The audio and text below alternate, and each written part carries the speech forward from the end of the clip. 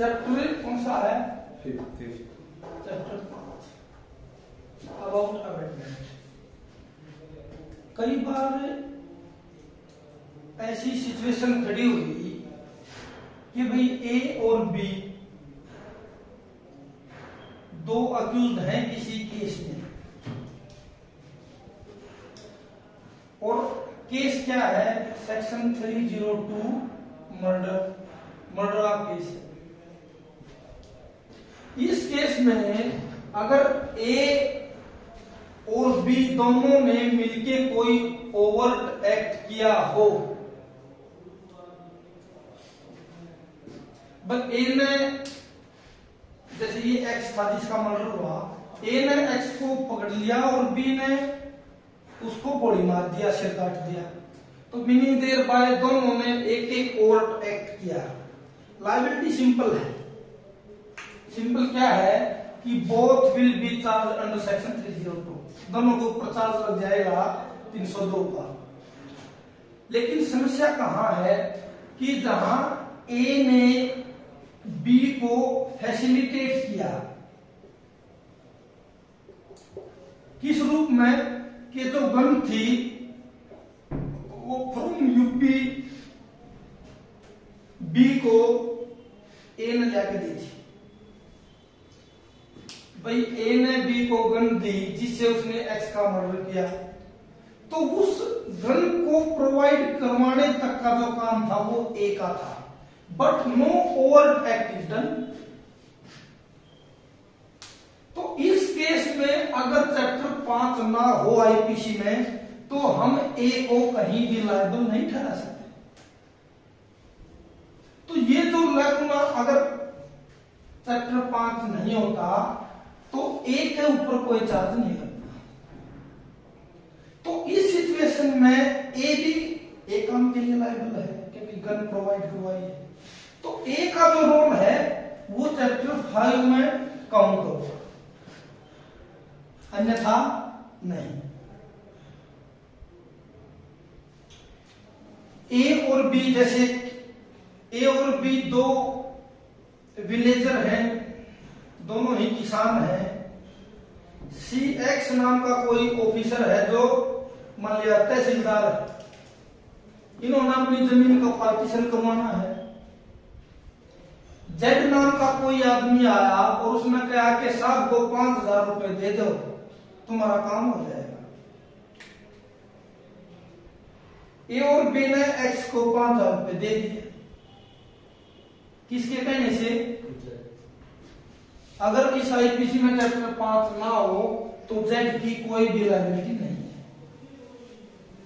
अगर आज Z liable है तो वो किसके कारण? सिर्फ चैप्टर 5 के कारण। तो चैप्टर 5 का किसी क्रिमिनल केस में ये इंपॉर्टेंस है, यो महत्व है। ठीक है, समझ में आया कि चैप्टर 5 का आईपीसी में रोल के।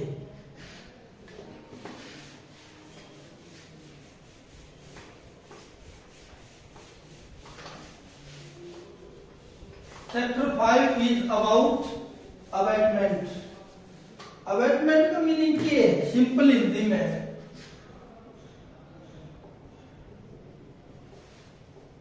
उकसाना।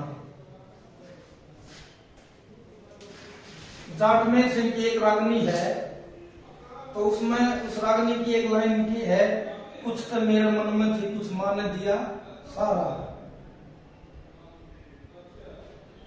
तो माँ किस चीज के लिए लायबल थी?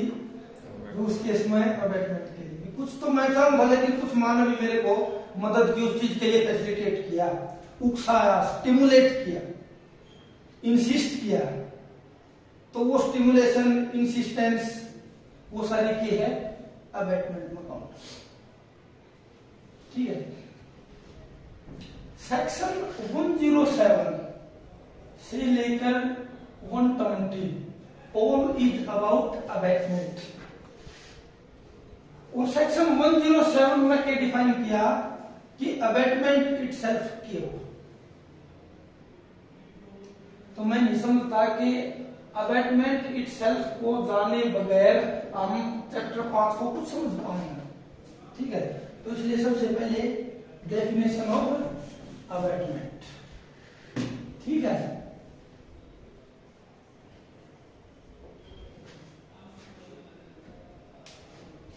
तो क्या है, पढ़ो एक बार।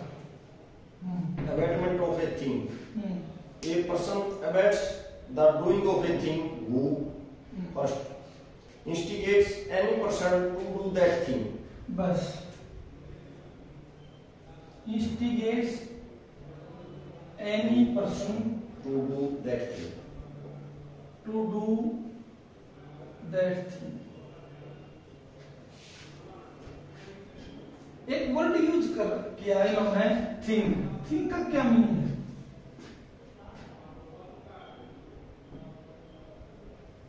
कोई भी एक्ट काम करे। एक बार शुरू वाली लाइन फिर पढ़ोगा। A person abates the doing of a thing. Doing of a thing. मेरा सवाल है कि डूइंग ऑफ एक्ट अगर लिख दिया जाता है, क्योंकि लास्ट में क्या होता है, एक्ट, लेकिन वर्ड यूज किया थिंक। भाई ए ने बी को कहा कि भाई सी का मर्डर कर दे, बी ने मर्डर किया, तो मर्डर इज एन एक्ट और नॉट? तो थिंक की, थिंक का मतलब क्या है?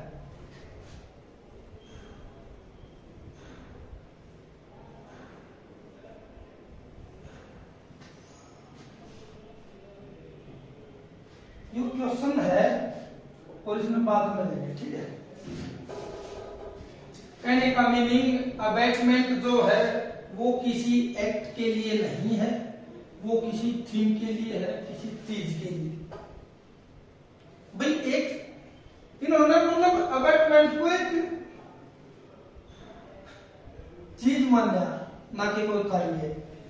जबकि लास्ट में होता क्या है, एक्ट। खैर, एक व्यक्ति कहा जाएगा कि उसने अबैटमेंट की है जहां वो आदमी किसी चीज के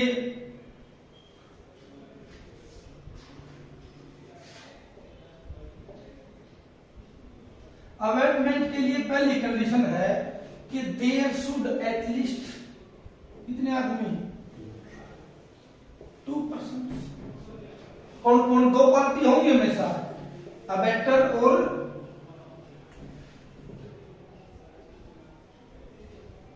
अबैटेड।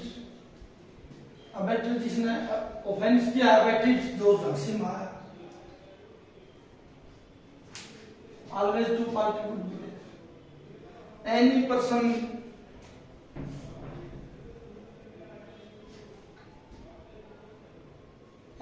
का मीनिंग ऑफ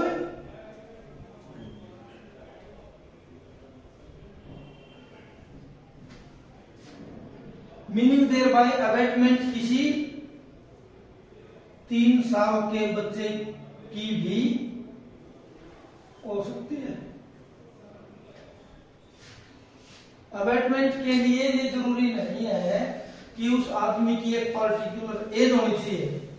आप अबैट कर सकते हो even child of 3 years old। 3 साल के बच्चे की अबैटमेंट हो सकता है। इसमें एक चीज और भी यूज कर रखी है, बहुत सी बात इसी डेफिनेशन से क्लियर हो जाएगी। इसने कहा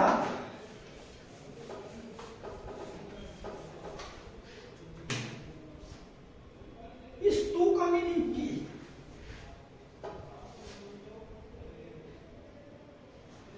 भाई अगर मैं सिर्फ इस क्लॉज को अलग निकाल दूं, टू डू,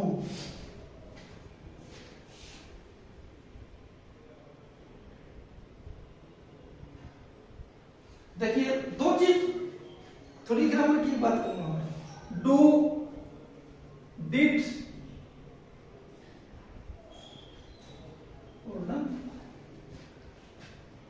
अगर मैं जनरल पैरेलल्स की बात करूं, स्ट्रिक्ट ग्रामर के ऊपर ना जाऊं, तो डन का मीनिंग क्या है जो एक आम आदमी जो समझता है।